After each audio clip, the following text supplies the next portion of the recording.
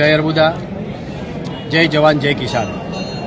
આજે અહીંયા હદગામ ખાતે હનુમાન દાદાની પવિત્ર ભૂમિમાં આજે ચૌધરી સમાજ, કાંકરેજી પરગણો અને હિંદવાડી પરગણાના સૌ આગેવાનો આજે ચિંતન મિટિંગ માટે અહીંયા એકઠા થયા હતા।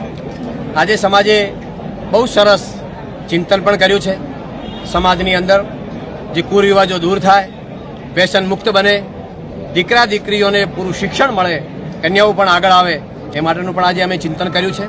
ખાસ કરીને ચૌધરી સમાજની પાઘડીનું જ્યારે અપમાન થયું હોય તો એ વિષયને લઈને આજે ખૂબ અહીંયા ચિંતન થયું છે। જે હમણાં તાજેતરની ઘટના આપણે બધાને ખબર છે, અમારા વઢિયાર પંથકના આગેવાન અજમલભાઈ ઉપર જે હિચકારો હુમલો, જે અપહરણ કરાવ્યું, અપહરણકર્તાઓ લઈ જઈને એવી જગ્યાએ કે જે દરેક હજારો કરોડો લોકોની શ્રદ્ધા જોડાયેલી છે, અમારું આસ્થાનું કેન્દ્ર છે, હજારો લોકોનું કરોડોનું આસ્થાનું કેન્દ્ર છે, એવા મઠની અંદર લઈ જઈને અપહરણકર્તાઓ માર મારે, જેમણે અપહરણ કરાવ્યું એ ખુદ માર મારે, લૂંટ કરે અને અપમાનિત કરી અને એમને ઢોર માર મારવામાં આવે, જાનથી મારી નાખવાની ધમકી આપવામાં આવે, પોલીસ સ્ટેશને આજીજી કરવામાં છતાં પણ એમની ફરિયાદ લેવામાં ના આવે, ત્યારે શાંતિપ્રિય સમાજ 5 દિવસ પછી એમને ફરિયાદ દાખલ કરે છે। એના અનુસંધાને હજી પણ સુધી અમને ન્યાય નથી મળ્યો। પોલીસે કર્યું, પોલીસે એસપી સાહેબને અમે આવેદનપત્ર આપીને રજૂઆત કરી। આ તબક્કે એસપી સાહેબનો એક આભારી માનું છું કે જે ગુનેગારો 3 અટકાયત કરી તેમને છોડી મૂકી, ફરી એમના ઉપર પાછા કરીને એમને જેલને પાછળ ધકેલ્યા, તે બદલ એમનો ખૂબ ખૂબ આભાર। પરંતુ સાચા અપહરણ કરાવનારનું હજી સુધી જે મૂળ અમારી જે ફરિયાદ છે, કારણ કે ફરિયાદ જે પોલીસે નોંધી છે એ વિસંગતાવાળી છે। અમારા અજમલ કાકાએ જે ફરિયાદીએ જે ફરિયાદ લિખિતમાં આપી છે એ પ્રમાણેની ફરિયાદ છે જ નહીં, આખી ફરિયાદ અલગ છે। કારણ કે એમનું અપહરણકર્તાએ અપહરણ કરાવનારે અપહરણ કરાવ્યું, એ અપહરણકર્તાઓને અપહરણ કરાવનારાઓ સાથે મળીને ઢોર માર માર્યો, લૂંટ કરી, ધમકી આપી, તો એ તો ફરિયાદમાં છે નહીં। એટલા માટે અમે આજે અમારા ચિંતનનો વિષય બની ગયો કે જ્યારે 7 દિવસ સુધી જો અમારા સમાજનું સન્માન હળવાતું હોય, અમારા સમાજના આગેવાનને ન્યાય ન મળતો હોય, તેના માટે ચિંતન કર્યું છે। અને અમે આજે આપણા સમક્ષ પણ અમે અમારી જે માગણીઓ છે 5, એ સમાજે આજે અહીંયા સર્વાનુમતે 2 ઠરાવો પણ કર્યા છે।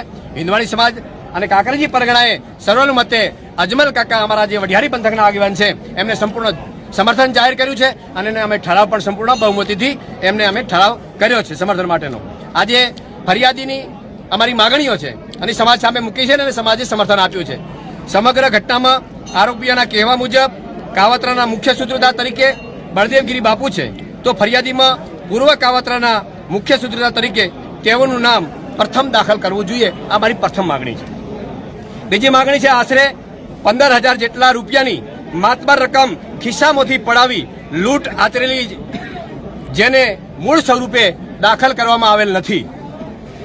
ત્રીજી અમારી માંગ છે જગ્યાના મહંત બળદેવગીરી બાપુએ બંદૂક બતાવી જાનથી મારી નાખવાની ધમકી આપેલી, જે ફરિયાદમાં દર્શાવેલી નથી, અને બળદેવનાથગીરી બાપુને અમને બંદૂક બતાવીને જાનથી મારી નાખવાની ધમકીઓનો ઉલ્લેખ ફરિયાદમાં નામ દાખલ કરી ઘટતી કાર્યવાહી કરવા અમારા સમાજની માગણી છે।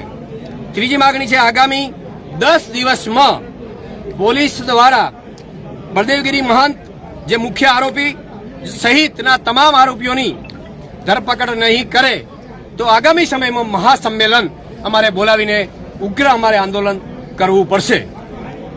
5મું, જ્યાં સુધી બળદેવગીરી મહંત ઓગણનાથની જગ્યા ઉપર મહંત તરીકે બિરાજમાન છે ત્યાં સુધી વ્યક્તિગત રીતે બળદેવગીરી મહંતને સમાજના કોઈ પણ કાર્યક્રમમાં આમંત્રણ આપવું નહીં। ઓગણનાથ ભગવાન પ્રત્યે આપણી શ્રદ્ધા, સમાજની શ્રદ્ધા, આપણો ભાવ, આપણો પ્રેમ, આપણું ધર્મ કાર્ય સમાજે નિર્ભય બની જાળવી રાખવું, એ પણ આજે અમે અમારા સમાજે અપીલ પણ કરી છે। પરંતુ જે પ્રકારની ઘટના છે, સંપૂર્ણ સમાજ, ચૌધરી સમાજના વડીલોમાં 18 આલમમાં આ જે ઘટના ઘટી છે એ 18 આલમનું અમને સમર્થન છે। 18 આલમની માંગ પણ છે કે આવા ગુનેગારો જો અમારું આસ્થાનું કેન્દ્ર હોય અને જ્યારે ગુંડા તત્વના અડ્ડા બનતા હોય તો એને કોઈ સંજોગોમાં કોઈ પણ સમાજ સાકી નહીં લે। 18 આલમનું અમારું સમર્થન છે। આ તબક્કે 18 આલમના હું આ તબક્કે ખૂબ ખૂબ આભાર વ્યક્ત કરું છું અને સાથે ફરી બનાસકાંઠાના એસપી સાહેબને, બનાસકાંઠાના સમાહર્તા કલેક્ટર સાહેબને વિનંતી કરું છું કે આની અંદર અમને ન્યાય મળે।